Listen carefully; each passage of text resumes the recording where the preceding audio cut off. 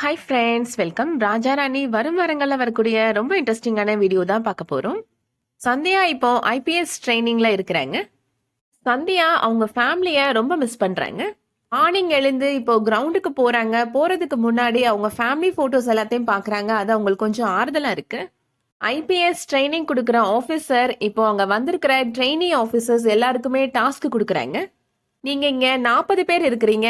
நான் குரூப்பா 5 குரூப்பா பிரிக்க போறேன். ஒரு குரூப்லயும் 8 பேர் இருப்பீங்க அப்படின்னு சொல்றாங்க. அந்த 8 ஸ்குவாடும் தனித்தனியா இப்ப ரன்னிங் ரேஸ் போக போறீங்க. 400 மீட்டர் ரன்னிங் ரேஸ் இது அப்படின்னு சொல்றாங்க. மொத்தமா 4 ரவுண்ட் கம்ப்ளீட் பண்ணணும் அப்படின்னு சொல்றாங்க. உங்க டீம் மெம்பர்ஸ் எல்லாருமே எப்போ அந்த டாஸ்கை கம்ப்ளீட் பண்றீங்களோ அந்த டைமிங்க நாங்க எடுத்துப்போம் அப்படின்னு சொல்றாங்க. இப்போ ஒரு டீமும் இப்போ தனித்தனியா இப்போ ஓட ஆரம்பிக்கிறாங்க. இப்போ சந்தியாவோட டீம் மெம்பர்ஸுமே ஓட சொல்றாங்க. இப்போ எல்லாருமே ஓட ஸ்டார்ட் பண்றாங்க. ஒரு கட்டத்துல சந்தியா இப்போ தடுமாறி கீழே விழுந்துடுறாங்க. அவங்களால எழுந்திருக்கவே முடியல. சந்தியாவோட டீம் மெம்பர்ஸ் எல்லாருமே இப்போ ஓடிட்டு தான் இருக்கிறாங்க. ஆனா சந்தியா எவ்வளவோ முயற்சி பண்றாங்க, அவங்களால எழுந்திருக்கவே முடியல. சந்தியாவுக்கு ட்ரைனிங் பண்ற ஐபிஎஸ் ஆஃபீஸர் இப்போ அங்க வராங்க. உங்களால முடியும் சந்தியா, நீங்களாவே எழுந்திருங்க அப்படின்னு சொல்றாங்க. சந்தியா அந்த வலியையும் தாங்கிக்கிட்டு ரொம்ப கஷ்டப்பட்டு எழுந்திருக்கிறாங்க. அந்த ஐபிஎஸ் ஆஃபீஸர் சொல்றாங்க, இங்க வந்திருக்கிற ஒவ்வொரு ட்ரெயினி ஐபிஎஸ் ஆஃபீஸரும் அவங்களோட டாஸ்கை கம்ப்ளீட் பண்ணி தான் ஆகணும். எவ்வளவு நேரம் ஆனாலும் பரவாயில்ல, நீங்க இந்த 400 மீட்டர் ரேஸை கம்ப்ளீட் பண்ணி தான் முடிக்கணும் அப்படின்னு சொல்லிடுறாங்க. சந்தியாவும் ரொம்ப கஷ்டப்பட்டு அவங்க வலியை தாங்கிட்டு இப்போ மெதுவா அந்த ரேஸ்ல ஓட ஆரம்பிக்கிறாங்க. அவங்களோட டீம் மெம்பர்ஸ் எல்லாருமே இப்போ அந்த ரேஸை கம்ப்ளீட் பண்ணிடுறாங்க. ஆனா சந்தியா ரொம்ப மெதுவா வந்துட்டு இருக்கிறாங்க. ஒரு வழியா சந்தியா அந்த டாஸ்கை கம்ப்ளீட் பண்ணிடுறாங்க. நான் சந்தியானால அவங்களோட ஸ்குவாடோட டைமிங் ரொம்ப இன்க்ரீஸ் ஆயிருது. அவங்க தான் லாஸ்ட் பொசிஷனுக்கு போயிடுறாங்க. அவங்க டீம் கேப்டனுக்கு அதனால சந்தியா மேல ரொம்ப கோபமா இருக்கு. சந்தியா கை கொடுக்குறாங்க, ஆனா கை கொடுக்காம தட்டி விட்டுறாரு அவரு.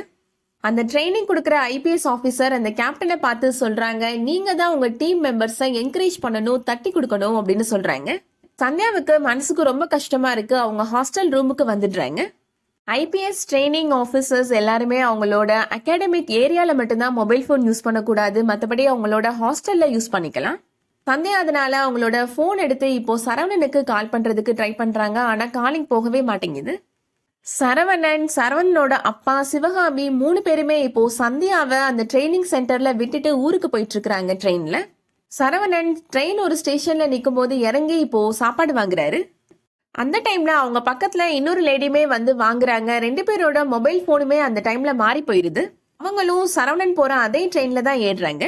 சந்தியா இப்போ மறுபடியும் சரவணனுக்கு கால் பண்றாங்க. ஆனா அந்த லேடி போன் அட்டன் பண்றாங்க. போன் இப்போ அவங்க அட்டன் பண்ண உடனே என்ன ஒரு லேடி வாய்ஸ் கேக்குது அப்படின்னு சந்தியா ஷாக் ஆகுறாங்க. அந்த லேடி சந்தியாட்ட சொல்றாங்க, இந்த போன் எப்படியோ மாறி போய் என்கிட்ட வந்துருச்சு, கண்டிப்பா இந்த போன்காரங்கிட்ட நான் இதை கண்டிப்பா ஒப்படைச்சிருவேன் அப்படின்னு சொல்றாங்க. சரவணன் இப்போ அவரோட மொபைலுக்கு கால் பண்றாரு. அந்த லேடி தான் போன் அட்டன் பண்றாங்க. என்னோட போனை நீங்க மாத்தி எடுத்துட்டீங்க அப்படின்னு சொல்றாரு. சரவணன் இந்த மாதிரி நாங்க இந்த ட்ரெயின்ல போயிட்டு இருக்கிறோம் அப்படின்னு சொல்றாரு. அந்த லேடி சொல்றாங்க, கவலைப்படாதீங்க, நானும் அதே ட்ரெயின்ல தான் வந்துட்டு இருக்கிறேன் அப்படின்னு சொல்றாங்க. சரவணன் சொல்றாரு, நீங்க S3 கோச்சுக்கு வந்துருங்க, நானும் அங்க வந்துடுறேன், அங்க வந்து இந்த போனை கலெக்ட் பண்ணிக்கிறேன் அப்படின்னு சொல்றாரு.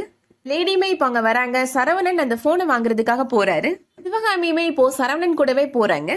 அந்த போனுக்கு இப்போ கால் பண்ணி பாக்குறாரு சரவணன். ஒரு லேடி கையில அந்த போன் அடிக்கிறத பாக்குறாரு.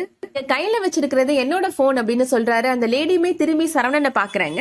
அந்த லேடியை பார்த்த உடனே சரவணனுக்கு பெரிய அதிர்ச்சி காத்துட்டு இருக்கு. யார் அந்த லேடி அப்படின்னா, சரவணன் சந்தியாவை கல்யாணம் பண்றதுக்கு முன்னாடியே அவருக்கு ஃபர்ஸ்ட் ஒரு கல்யாண ஏற்பாடு பண்ணியிருந்திருப்பாங்க.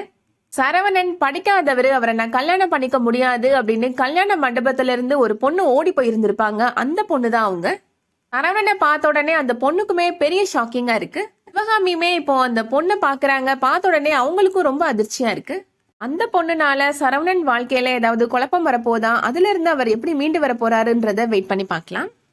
இந்த வீடியோ உங்களுக்கு பிடிச்சிருந்துச்சுன்னா லைக் பண்ணிக்கோங்க. ரெகுலர் சீரியல் அப்டேட்ஸ்க்கு நம்ம சேனலை சப்ஸ்கிரைப் பண்ணிக்கோங்க. தேங்க்ஸ் ஃபார் வாட்சிங்.